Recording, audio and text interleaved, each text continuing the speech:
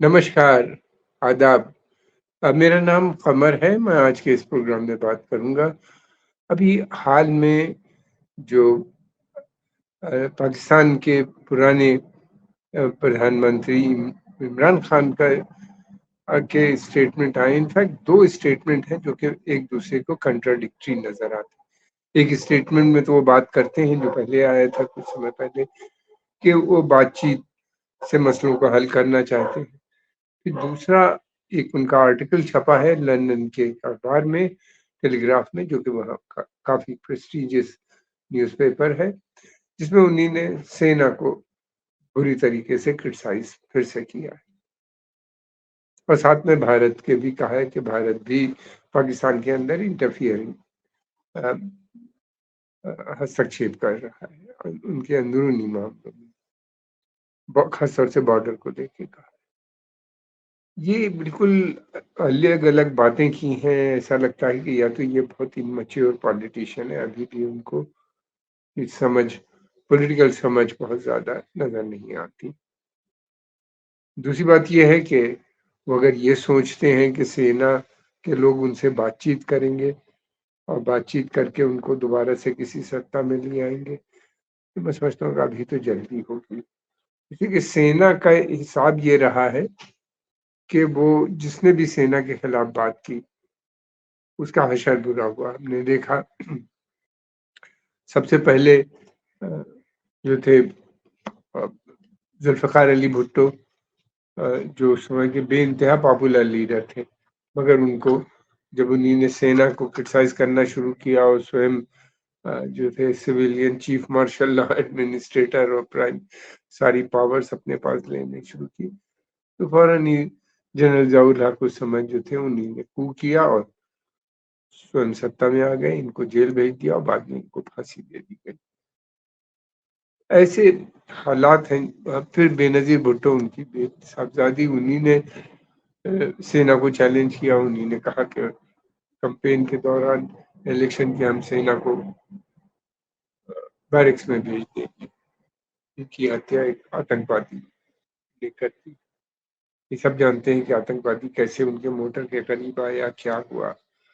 इस पे काफ़ी लिखा गया है, लोगों ने बोला भी है पाकिस्तान में भी, उससे बाहर भी।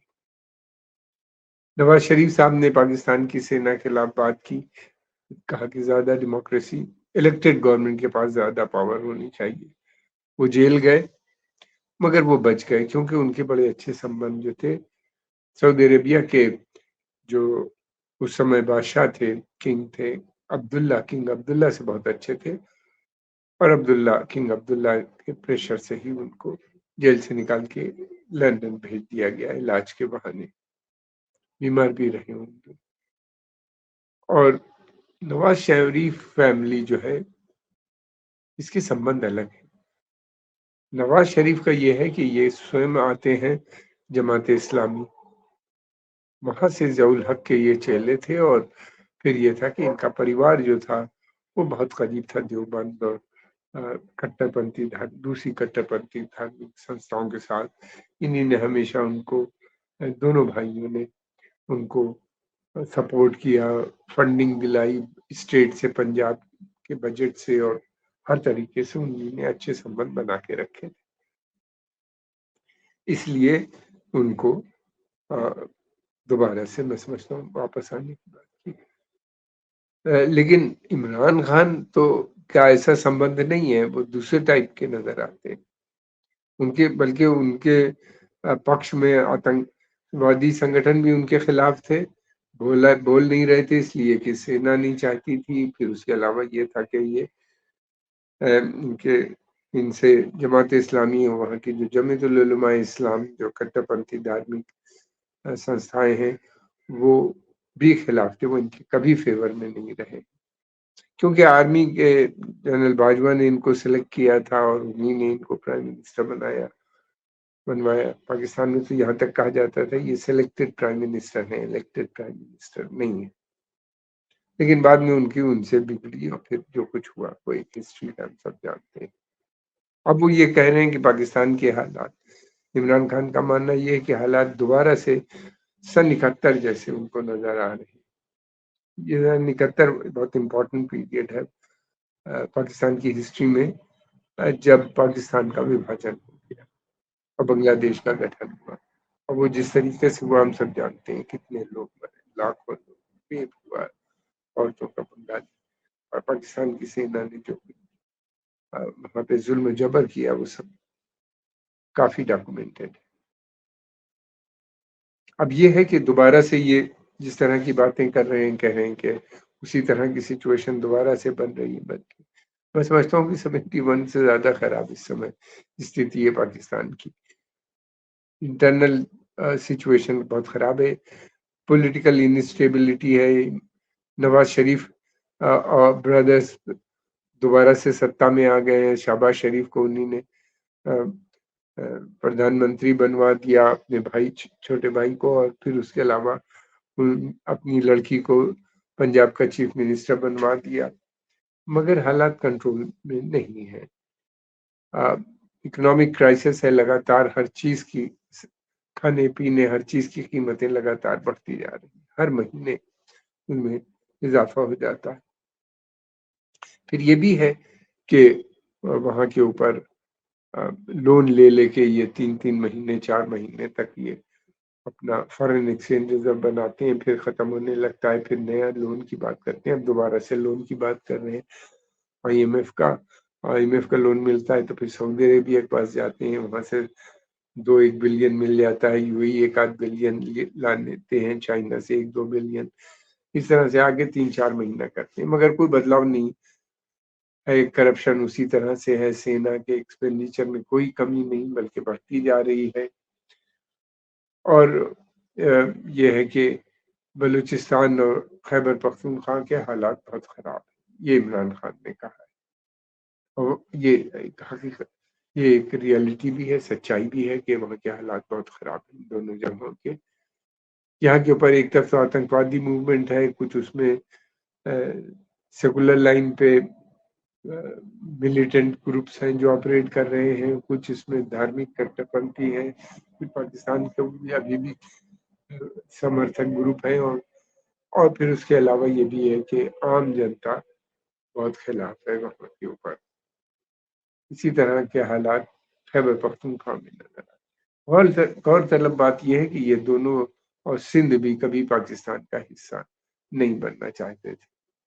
ये उस समय के जो अरेंजमेंट थे उससे खुश थे, ये चाहते थे कि या तो उसी तरह का अरेंजमेंट रहे या भारत के साथ वो रहना चाहते। उनको लगा कि वो समझ रहे थे कि अगर पाकिस्तान का गठन होता है तो पंजाब प्रांत जो सबसे पावरफुल है, सबसे ज्यादा लोग हैं वहाँ पे पॉपुलेशन वाइज, वो उनका सत्ता पे कब्जा होगा, और यही हुआ, उनका सत्ता पे कब्जा हुआ। उन्होंने एक तरफ तो बंगाली जो कि बड़ी संख्या में थे, उनसे भी उनको चलने नहीं दी, उनकी कुछ नहीं चली, बाद में वो अलग हो गए।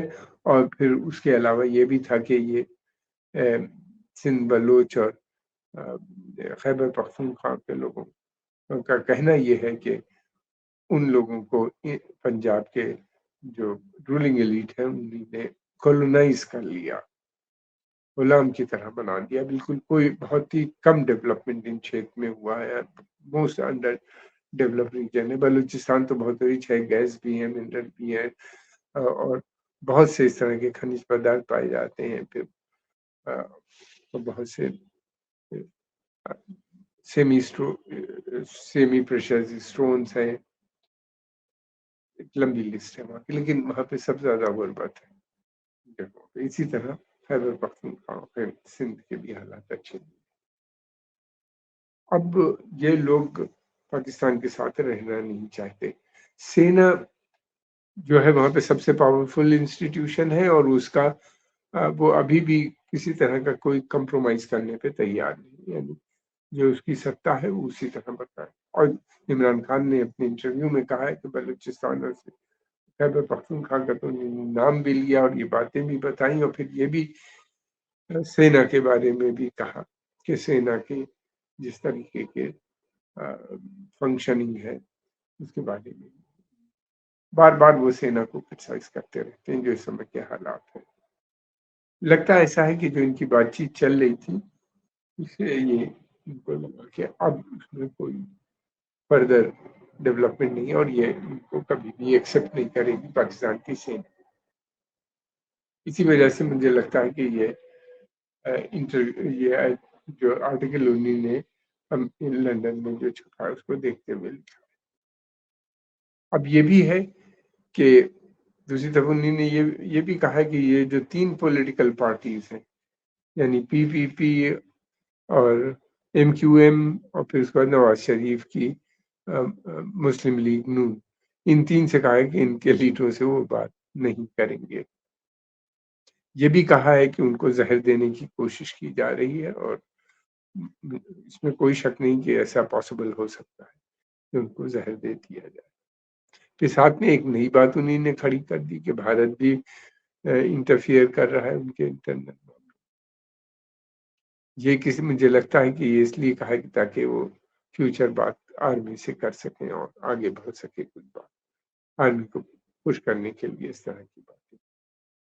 देखिए पहले वो नहीं करते थे, पहले हमेशा ही कहते थे। मोदी जी की स्वयं उन्हीं ने तारीफ़ की, फिर उन्होंने ये भी कहा कि भारत में डेमोक्रेसी है, रूल ऑफ लॉ है। उन्होंने ये भी कहा कि भारत इसी कारणवश इतना आगे बढ़ा और तरक्की की। मगर अब ये कह रहे हैं कि इन्फिल्ट्रेशन और बॉर्डर के ऊपर झगड़े और इस तरह की बातें भारत को अक्यूज़ कर रहे हैं। इससे लगता यही है कि ये कभी कुछ इस तरह के स्टेटमेंट बदलते रहते हैं और जो प्रेशर बनाने की कोशिश करते हैं सरकार पे, फिर बातचीत करने की कोशिश करते हैं और फिर उसके बाद फिर प्रेशर बनाते हैं जब कुछ उम्मीद नहीं कहीं मिलती। ये भी सही है कि मुझे तो नहीं लगता कि इनसे कोई आने वाले समय में जल्दी कोई कम्प्रोमाइज़। हाँ, आर्मी की अगर बहुत बुरी दशा हो जाती है, तो शायद आर्मी इनको दोबारा से सत्ता में लाके और बैक सीट ड्राइविंग शुरू कर दे जैसा पहले करती थी। कुछ भी संभव पॉलिटिक्स में तो कुछ भी हो सकता है, लेकिन फिलहाल ऐसा नज़र नहीं आता। हम आपके आभारी हैं, आपने समय निकाल के इसको देखा। अगर आपको पसंद आया तो इसको लाइक कीजिए, सब्सक्राइब कीजिए और आगे भी बढ़ाइए।